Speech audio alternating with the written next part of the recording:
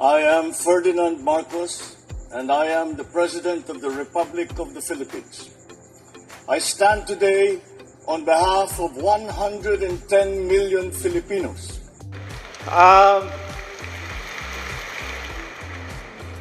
Mahal namin Pangulo, ang nasa harap po ninyo, nasa gilid, left and right, nasa itaas. Ito po ang ating fishermen. Ito po ang ating mga magsasaka na may bilang na around 10,000. Sila po ay bahagi ng mga 15,000 fishermen at farmers sa aming lungsod sa General Santos. Kaya po sila ay nagagalak. Kita po ninyo yung palakpak nung ikaw ay pumasok. Mahal po kayo ng mga taga General Santos. Siyempre, kasama kami. Katunayan, nung eleksyon nung nakaraan, out of the 276,919 actual voters po, ang nakuha nyo po ay 156,703. More than majority po. More than one half. Patunay lamang na ang aming pagtitiwala sa iyong kakayahan at kahusayan sa pagdala ng ating pamahalaan ay nandun po sa ating puso ng mga tiga General Santos. So gayong pong araw na ito, medyo mainit. Dahil El Niño pa rin. Pero nakita mo po, ang ating mga magsasaka, ang ating mga fishermen ay mukhang malamig na mga upuan. At magaan na mga katawan dahil sila ay excited na natatanggap ng grasya galing po sa opisina ng ating mahal na Pangulo. Kaya po, bilang aming pasasalamat sa iyo, mahal na Pangulo, ipinangangako po ng aking mga constituents, namin ni Mayor Lorely Pacquiao, na kami ay 101 susuporta sa iyong administrasyon. Narinig nyo yun? Sa lahat ng iyong adhikain, lahat ng iyong programa, proyekto, at iyong mga ninanais na tayo ay magkaroon ng bagong Pilipinas. Kaya po, kakampi nyo kami, kaabay nyo kami, great ally nyo kami sa inyong alituntunin na magkaroon ng magandang buhay ang bawat Pilipino nandito sa atin. Lalo na po ang General Santos. Mahal nyo po ang General, alam namin yan. Kasi hindi po ito first time lang kayo nagpunta. Pumunta rin po kayo ng November nung kami ay nilindol ng 6.9 intensity ng lindol. Kaya po kayo nagpunta, nagbigay ng tulong kasama si Secretary Rex Gatchalian. Kaya mainit po namin kayong tinatanggap dito sa Jensan. Kaya po, mabuhay po ang bagong Pilipinas. Mabuhay ang ating mahal na Pangulo, Ferdinand Bongbong Marcos. Mabuhay ang sambayanang Pilipino. Maraming salamat po.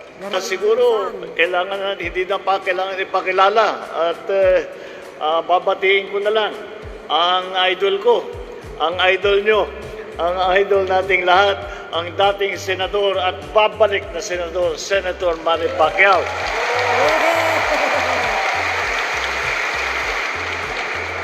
Ang district representative ng Jensan, Loreto S. Acharon.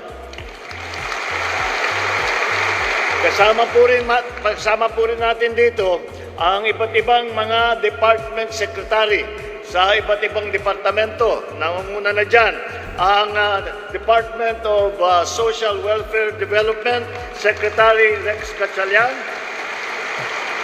Kasama din po natin ang Secretary ng DILG Secretary Benhur Abalos. Ang ating ang tumutulong po sa amin sa opisina ng Pangulo at siya ay naging special assistant. Ngunit ang naging trabaho niya talaga ay ayusin lahat ng mga iba't ibang issue dito sa Southern Philippines, dito sa Mindanao, dito sa mga Barm provinces. Andito po, Secretary Anton Lagdameo, Special Assistant to the President.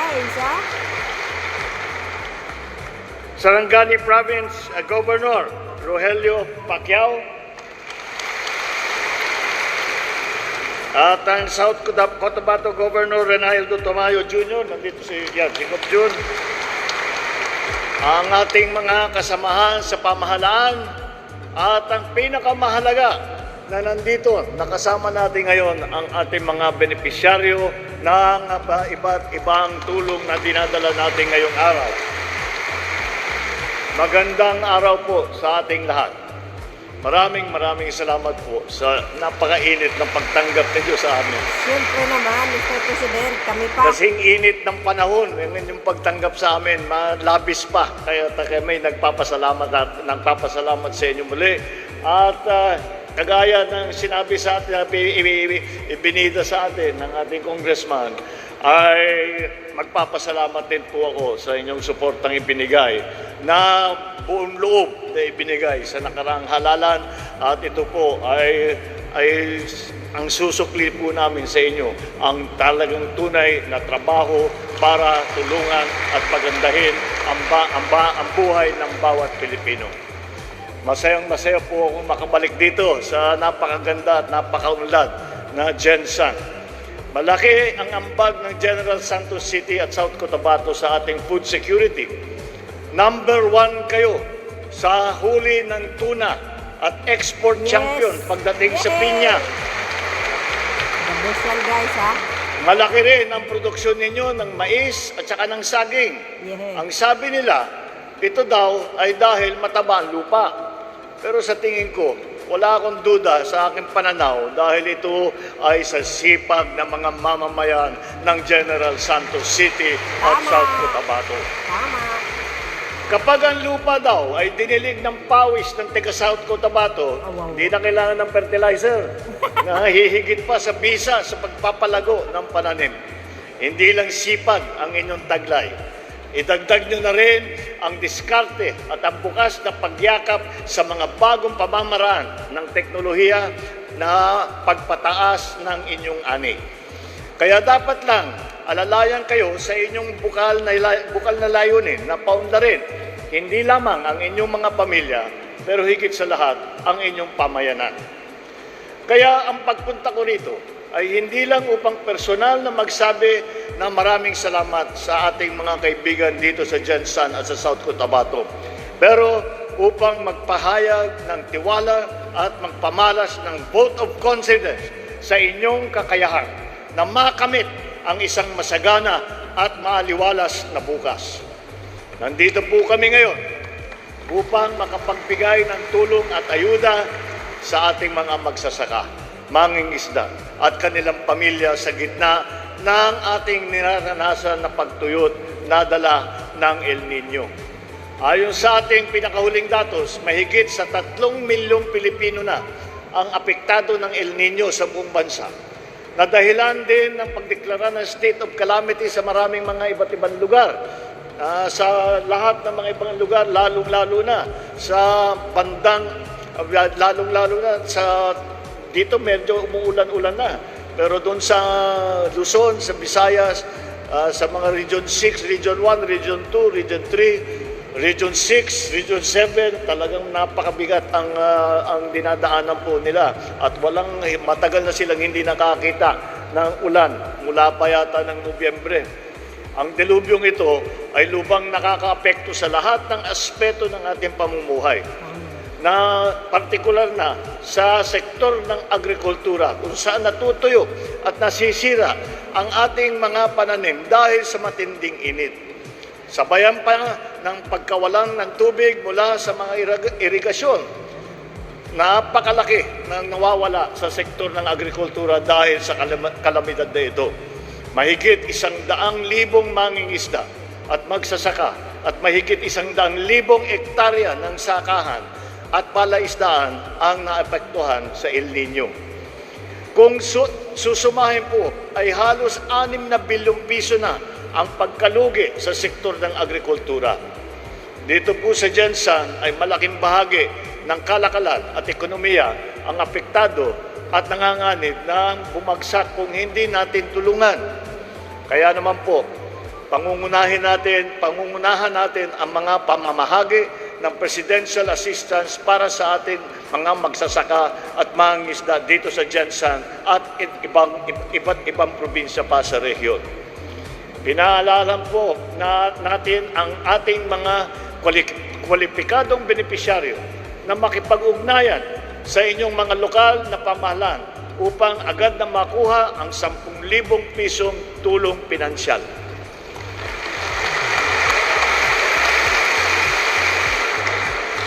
Ito po ay iba pa sa mga tulong na magmumula sa iba't ibang ahensya ng pamahalaan. Bukod sa ito po ay nanggaling po ito sa Office of the President. Dahil po, marami po tayong programa para tulungan. Meron tayo yung AIX, meron tayo yung TUPAD. Marami po tayong programa. Ngunit, sa pag-iikot ko at nakita ko, ay sabi ko, mabuti na meron tayong maibigay. Ngunit, napakahirap ang dinadanasan ng ating mga kababayan, lalo na nagsasaka, lalo na yung mga mangingisda. Ay sabi ko, meron naman tayong pondo dito sa Office of the President. Kung saan-saan pa tayo, imbis na gamitin natin kung saan-saan pa, ito na idagdag natin para sa pondo, para sa pagbigay ng ayuda ng ating mga kasamahan. Narinig niyo yun? Bukod sa patuloy na serbisyo patubig at irigasyon para sa ating mga magsasaka, ang Department of Agriculture ay patuloy na mag-aabot ng mga kagamitan, ng abono, ng pataba, at mga pasilidad sa pag-aani. Gayon din ang ayuda at serbisyo sa mga palaisdaan. Ang DSWD ay narito rin upang mag-abot ng 10,000 pisong tulong pinansyal mula sa Assistance to Individuals in Crisis Situations o yung tinatawag na AIX sa 10,000 kwalipikadong benepisyaryo at kanilang mga pamilya.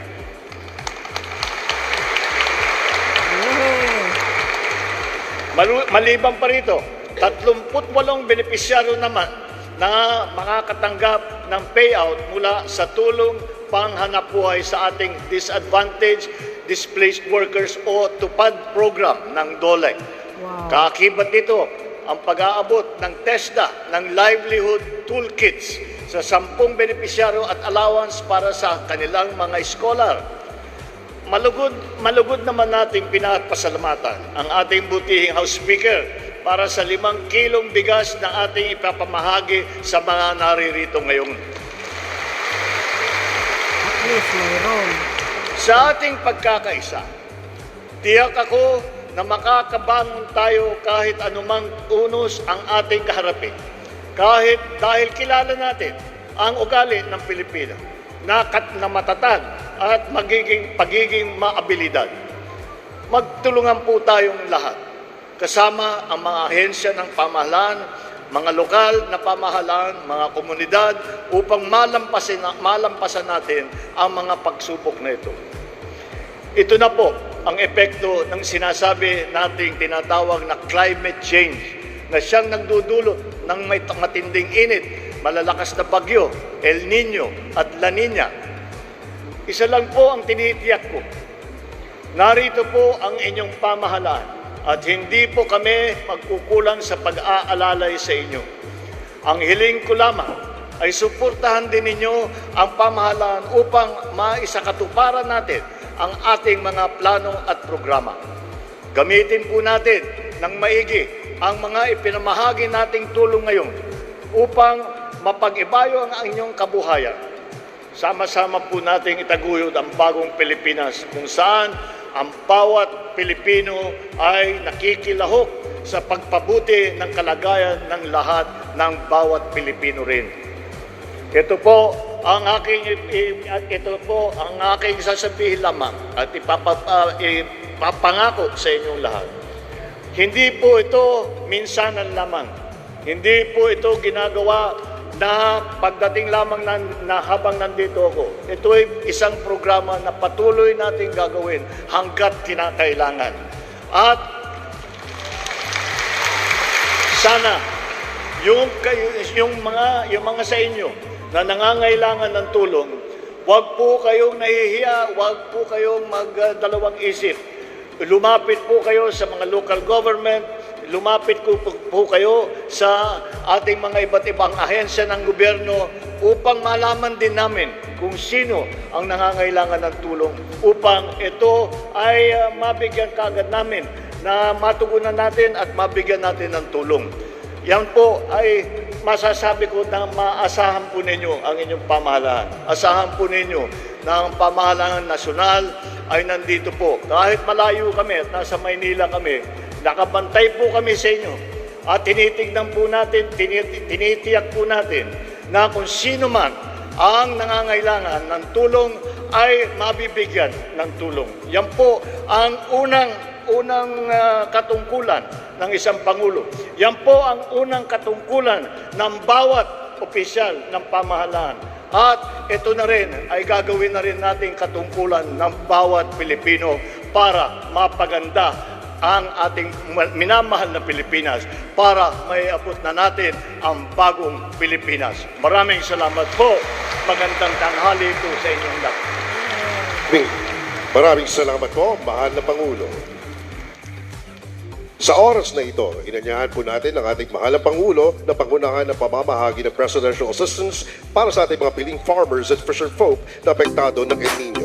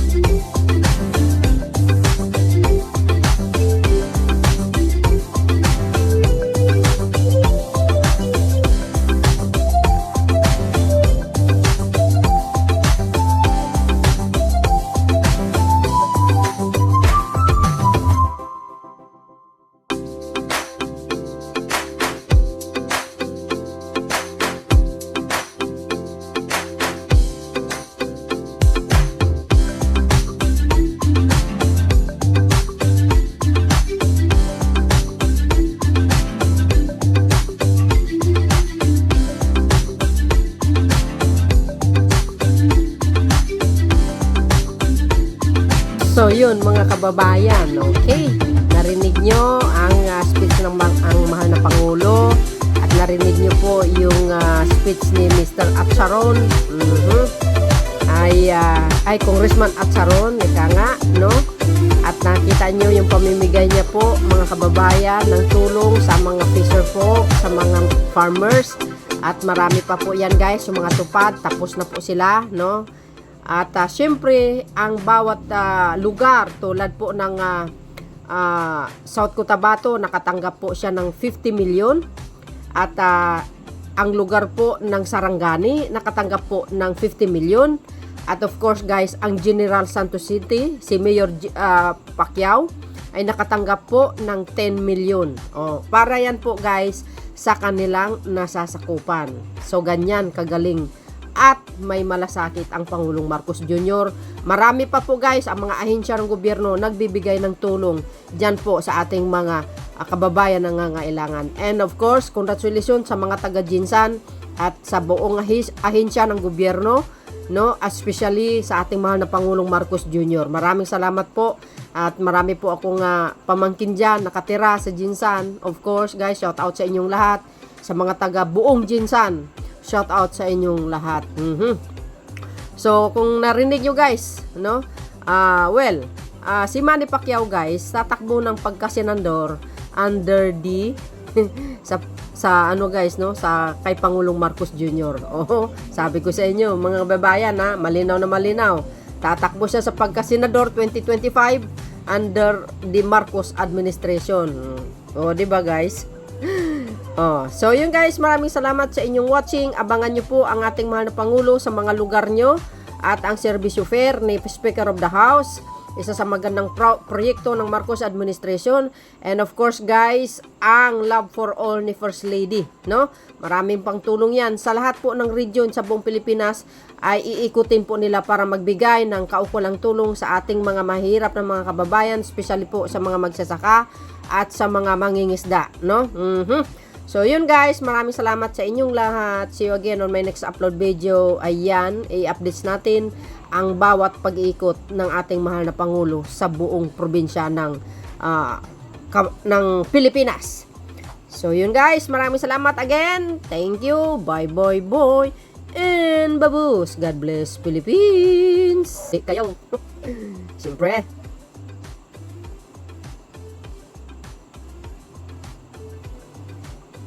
Mga senior citizen.